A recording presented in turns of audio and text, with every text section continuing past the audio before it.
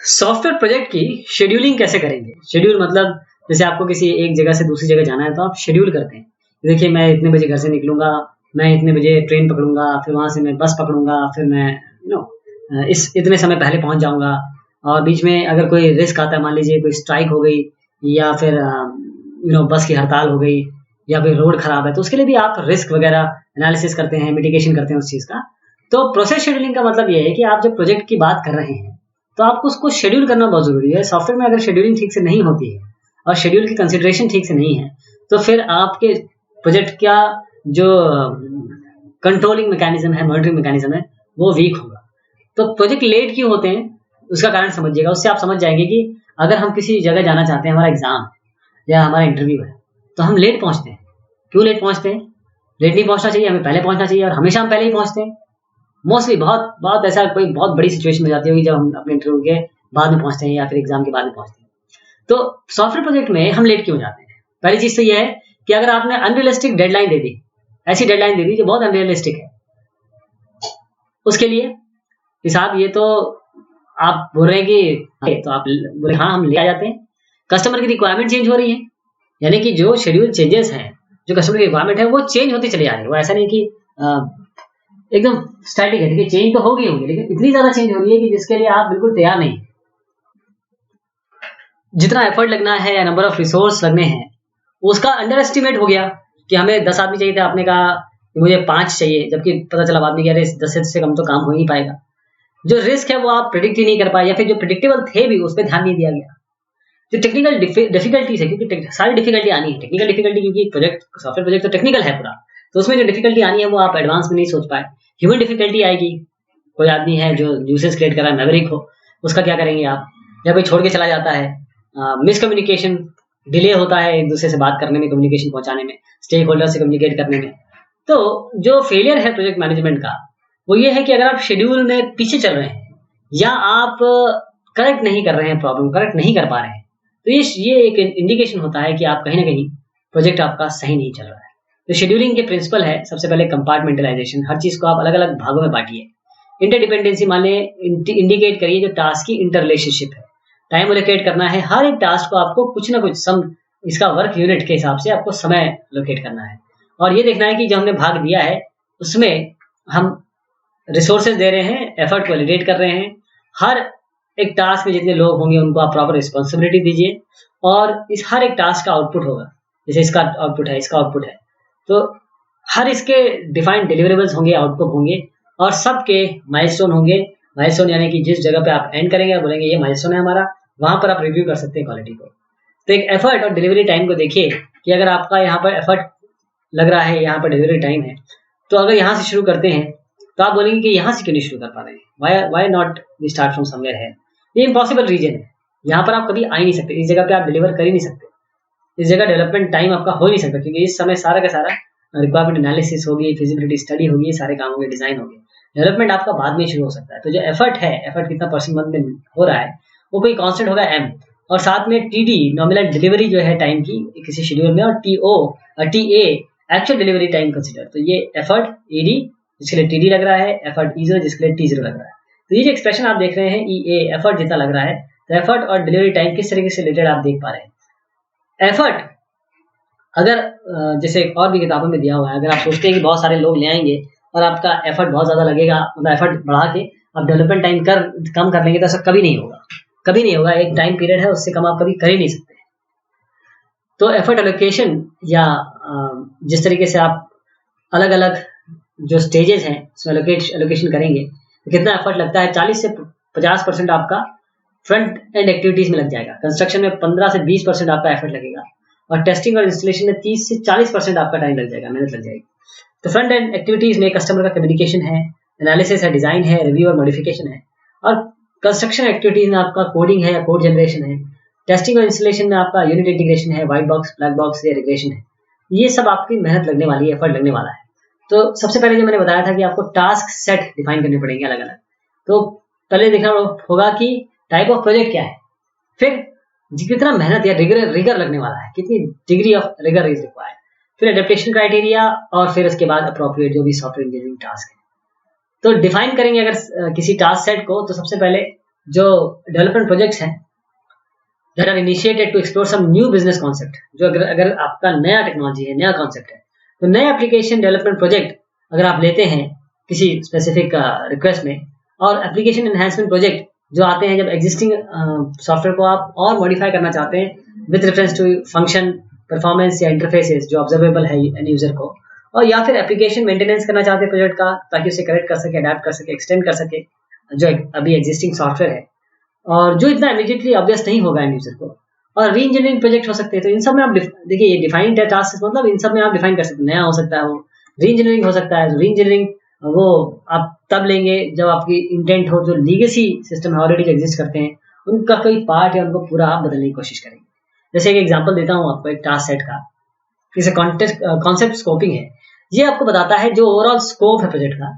ऐसे ही आपका preliminary concept planning है, ये एस्टैब्लिश करेगा ऑर्गेनाइजेशन की एबिलिटी ताकि आप अंडरटेक कर सकें या काम कर सकें जो वर्क इम्प्लाइड है जो स्कोप में दिया गया है। टेक्नोलॉजी रिस्क असेसमेंट होता है, वो इवैल्यूएट करेगा कि क्या कितना रिस्क एसोसिएटेड है टेक्नोलॉजी के साथ, और जितना इंप्लीमेंट करना है वो प्रोजेक्ट स्कोप में जो दिया हुआ है। ऐसी प्रूफ ऑफ कॉन्सेप्ट ये डिमॉन्स्ट्रेट करेगा कि नई टेक्नोलॉजी का कितनी वायबिलिटी, क्या ये हो पाएगी नहीं हो पाएगी सॉफ्टवेयर कॉन्टेक्स्ट में।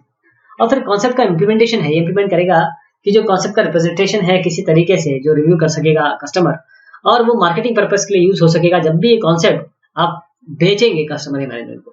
कस्टमर रिएक्शन का मतलब ये है कि कॉन्सेप्ट जो जिसका फीडबैक नई टेक्नोलॉजी कॉन्सेप्ट जो टारगेट करेगा किसी स्पेसिफिक कस्टमर एप्लीकेशन को, कस्टमर रिएक्शन क्या है उसका। तब ये देखिए टास्क सेट रिफाइनमेंट क्या होगा। तो एक छोटा सा टास्क देखिए, उसको हम कैसे रिफाइन कर सकते हैं, और उसको रिफाइन करने के बाद हम ये बता सकते हैं कहाँ पर हम इसका रिव्यू करने वाले हैं, किस किस काम में इसको हम डिफाइन करने वाले हैं। तो ये अलग अलग आप देखेगा कि हमने जैसे कॉन्सेप्ट स्कोपिंग किया, ये पूरा स्कोप बताएगा प्रोजेक्ट का, एक स्कोप। तो देखिए इसमें आप यहाँ से यहाँ तक 1.111, फिर उसके आगे 1.21, यहाँ पर अभी बताएंगे FTR कहाँ होगा। तो इस तरीके से आप इसको एक टास्क को और रिफाइन करेंगे और हिस्सों में बांटेंगे, और जहां तक जा सकते हैं, जिस लेवल तक जा सकते हैं वहां तक जाएंगे। फिर आप डिफाइन करेंगे टास्क के नेटवर्क को। जब आपने टास्क एक तो आइडेंटिफाई कर लिया, फिर टास्क को आपने रिफाइन कर लिया, उसके बाद आप डिफाइन करेंगे टास्क के नेटवर्क को, यानी कि जो इंडिविजुअल टास्क है या सब टास्क है वो उनकी इंटरडिपेंडेंसी होती है। जैसे उसका सीक्वेंस अगर हम कह रहे हैं इस तरीके से होंगे तो इनकी इंटरडिपेंडेंसी होगी। इसके अलावा जब एक से ज्यादा लोग इन्वॉल्व है सॉफ्टवेयर इंजीनियरिंग प्रोजेक्ट में, तो ये लाइकली है कि जो डेवलपमेंट प्रोजेक्ट है, जो डेवलपमेंट एक्टिविटी है और टास्क, ये सब ये आपके पैरेलल में चलेंगे। और जब ये होगा तो कॉन्करेंट टास्क जो एक साथ चल रहे हैं इस तरीके से कोऑर्डिनेट करने पड़ेंगे ताकि वो कंप्लीट हो when later task require their work product. यानी कि आप चाहते हैं कि ये ऐसे काम हो, और आप चाहते हैं कि ये तब कंप्लीट हो, इससे पहले कंप्लीट हो जाए क्योंकि मुझे इसका रिजल्ट यूज करना है। जो सिंपलेस्ट फॉर्म में अगर इसको देखें तो जो टास्क नेटवर्क है वो आपको डिपिक्ट करेगा मेजर सॉफ्टवेयर इंजीनियरिंग एक्शन। इसको मैं बताता हूँ कैसे होगा, अभी आप इसका डायग्राम देखेंगे। और क्योंकि पहले टास्क ये एसिंक्रोनसली चलते हैं तो आपको ये बताना पड़ेगा कि जो इंटर टास्क डिपेंडेंसी है उसके जो इंश्योर करेगा कि कंटिन्यूस प्रोग्रेस होगा कंप्लीशन की तरफ।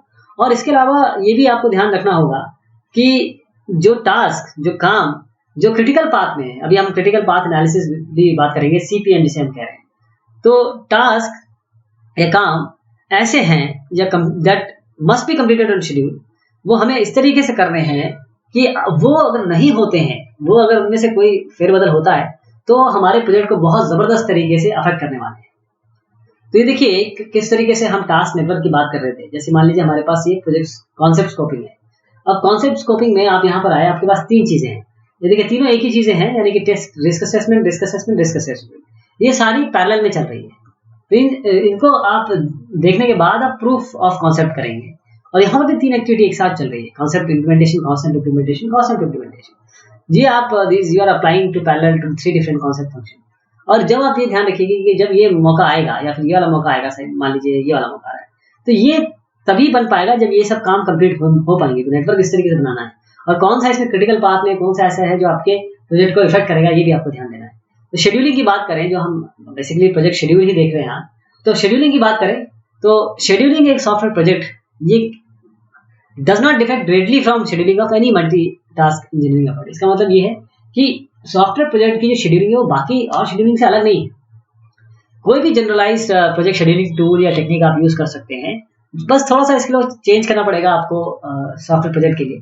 जैसे PERT है, program evaluation and review technique, या फिर CPM है, क्रिटिकल पाथ मेथड। ये आपकी प्रोजेक्ट शेड्यूलिंग में यूज होता ही है वर्ल्ड वाइड, अलग अलग सॉफ्टवेयर इंजीनियरिंग के फील्ड्स में, या बल्कि जैसे मैकेनिकल इंजीनियरिंग, सिविल इंजीनियरिंग, वहाँ यूज होता ही है।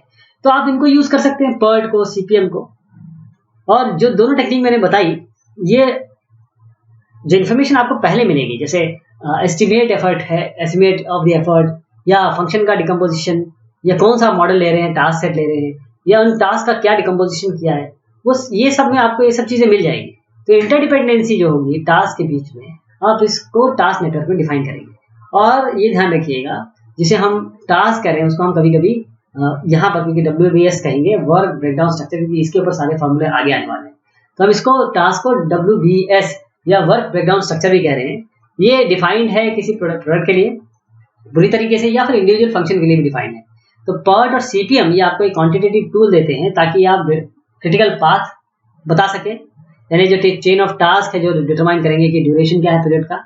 इस तरीके से मोस्ट लाइकली टाइम एस्टिमेट किसी इंडिविजुअल टास्क के लिए, ताकि आप इसमें स्टैटिस्टिकल मॉडल लगा सकें, और फिर आप कैलकुलेट कर सकें बाउंड्री का टाइम, जो आपको एक टाइम विंडो दिखाएगा पर्टिकुलर टास्क के लिए।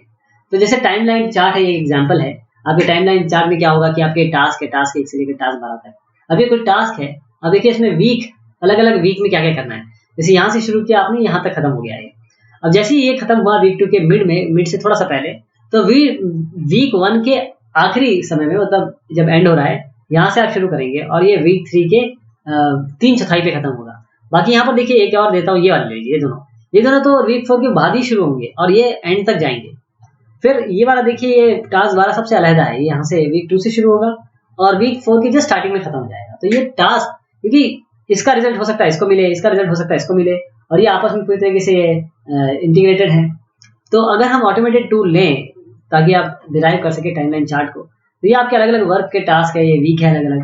अब इसमें ये जो आप ये देख रहे हैं, इसको ध्यान दीजिए, ये क्या है, ये आपका this is called the milestone या डिलीवरेबल है, आपका माइलस्टोन है ये आपका। यानी कि जो आप डायमंड देख रहे हैं ना, फील्ड डायमंड, ये आपका माइलस्टोन है। यहाँ पर आपको डिलीवरेबल मिलेगा, ये इस जगह पे आप अपनी क्वालिटी रिव्यू वगैरह कर सकते हैं। तो कैसे आप ट्रैक करेंगे, शेड्यूल ट्रैकिंग कैसे करेंगे? पहले तो आप पीरियोडिक प्रोजेक्ट स्टेटस मीटिंग कर सकते हैं हर एक मेंबर के साथ, रिपोर्ट उसके क्या प्रोग्रेस है, क्या प्रॉब्लम है। फिर जो रिजल्ट है सारे रिव्यूज का, जैसे आप सॉफ्टवेयर इंजीनियरिंग प्रोसेस में करते हैं, फिर फॉर्मल जो प्रोजेक्ट माइलस्टोन जो आपने डायमंड देखे, वो आपने शेड्यूल टाइम पे अचीव किए कि नहीं किए। फिर जो स्टार्ट डेट है, जो प्लान स्टार्ट डेट है, उस हिसाब से चल रहा है कि नहीं चल रहा है। और फिर आप जो प्रैक्टिशनर्स हैं वो आपस में इनफॉर्मली बैठ सकते हैं ताकि एक सब्जेक्टिव असेसमेंट हो प्रोग्रेस का, और जो प्रॉब्लम आ रही है उनको भी तो जाने। फिर अर्न वैल्यू एनालिसिस कर सकते हैं हम, प्रोग्रेस क्वांटिटेटिव यानी वैल्यू के हिसाब से, तो इसकी अर्न वैल्यू एनालिसिस कर सकते हैं।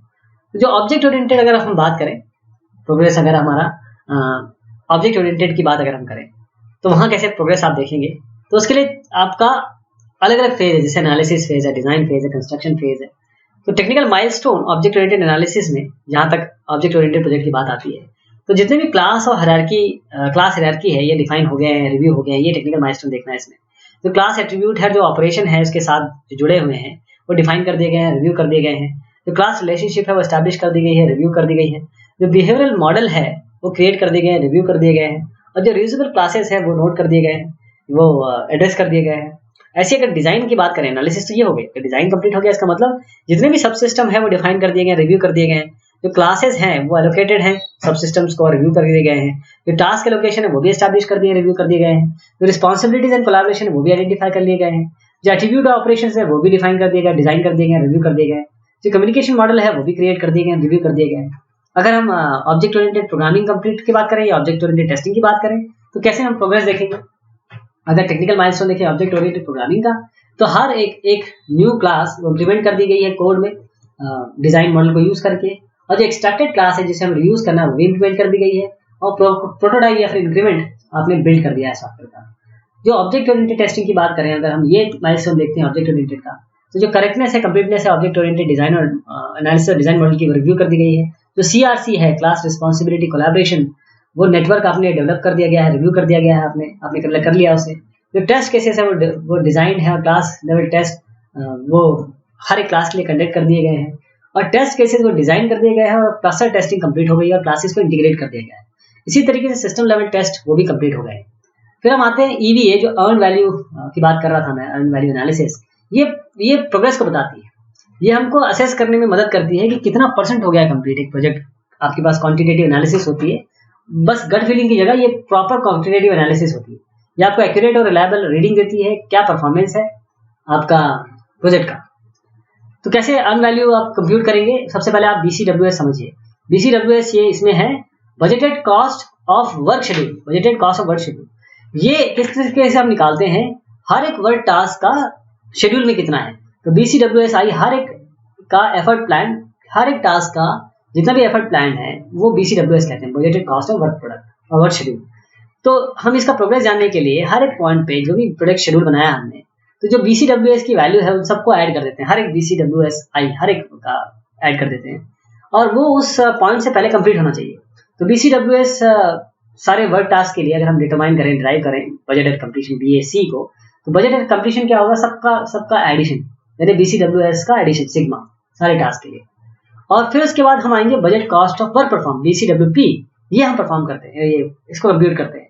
ये BCWP क्या है, ये फिर से सम है BCWS वैल्यू का, वो सारे वर्क टास्क जो वाकई में कंप्लीट हो गए हैं उस पॉइंट ऑफ टाइम में, उस प्रोजेक्ट शेड्यूल के हिसाब से। तो जो डिस्टिंक्शन है BCWS और BCWP का, जो पहला वाला है ये रिप्रेजेंट करता है budget of the activities that were plan to be completed, वो जो प्लान किए गए थे कंप्लीशन के लिए। और ये BCWP ये बताता है कि कौन से एक्चुअली कंप्लीट हो गए हैं, जो प्लान थे वो अलग है, जो एक्चुअली कंप्लीट हो गए वो अलग है। तो अगर आपके पास BCWS है, BAC है, BCWP आपने निकाल लिया, ये आपके प्रोग्रेस इंडिकेटर है और इसको इस तरीके से निकाल सकते हैं हम। Soft schedule performance index SPI BCWP by BCWS और शेड्यूल वेरिएंस निकालें तो BCWP माइनस BCWS और SPI एक इंडिकेशन एफिशिएंसी का, जिसमें जो with which the project is utilising schedule resources, किस तरीके से प्रोजेक्ट आपका रिसोर्स यूटिलाइज कर रहा है। और जो कितना परसेंट शेड्यूल, जितना हमारा शेड्यूल था कितना परसेंट उससे कंप्लीट हो गया है, उसके लिए आप BCWS बाय BAC कर लेंगे। ये आपको एक इंडिकेशन देता है कितना परसेंटेज ऑफ वर्क इस टाइम टी तक कंप्लीट हो गया है। और परसेंट कंप्लीट के बारे में बात करें तो BCWP बाय BAC। तो ये हमको एक क्वांटिटेटिव इंडिकेशन देता है कितना परसेंट है कंप्लीटनेस का प्रोजेक्ट किसी एक पॉइंट ऑफ टाइम टी में। और जो एक्चुअल कॉस्ट है वर्क प्रोडक्ट का, जिसे हम ACWP कह रहे हैं, ये पूरा सम है जितना effort actually in work task को करने में गया है और जो कंप्लीट हो गया है at any point of time इस प्रोजेक्ट शेड्यूल में। तो हम कैसे कॉस्ट परफॉर्मेंस इंडेक्स निकालेंगे, CPI BCWP बाय ACWP, और कॉस्ट वेरिएंस आराम से निकाल सकते हैं BCWP माइनस ACWP, यानी कि actual cost of work perform, दोनों का डिफरेंस लेंगे। तो ये हमने आज बात की आपके प्रोजेक्ट शेड्यूलिंग की सॉफ्टवेयर इंजीनियरिंग में। बहुत शुक्रिया, बहुत मेहरबानी आप सभी की।